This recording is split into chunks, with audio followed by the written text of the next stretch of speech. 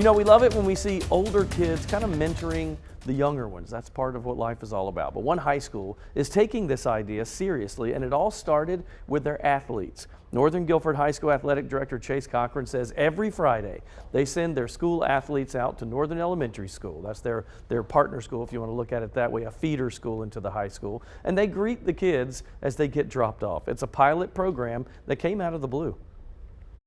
We had a cheerleader here on campus that reached out to me asking if we could go to the Northern Elementary School and just open car doors and greet kids on Friday. It has been something that we've done in years past with our football program and our cheerleaders. And when the student reached out to me and I reached out to Ms. Weeks at the elementary school, I kind of started to think, how could we take this thing up a notch, bring it up to a new level? And what I did is I reached out to all of our coaches in the fall and just said it'd be wonderful if 3 or 4 kids per team could come on Fridays and greet our elementary kids. We have a really strong community, and so sure enough, it's been a huge success, and the kids have been coming in large numbers. So it's only been a few weeks, but the response from the younger kids have been phenomenal. Cochran says it's how the kids view the older kids that makes this whole thing work. When I grew up as a young kid, I didn't look up to professional athletes. I looked up to high school athletes.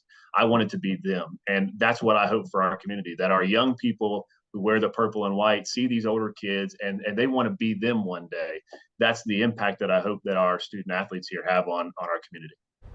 That's exactly how I was when I was in elementary school. Yes. Every time we would hear about high school athletes, they might be coming by, they're doing some kind of cool event or whatever the case may be. And then my older brother was, he's 3 years older than me. So he was in high school when I was in middle school, but it was always just fun being able to see just like he said, the high school athletes. It really was. And they're accessible, right? It's not like pro, like you can actually get your hands on, be close to.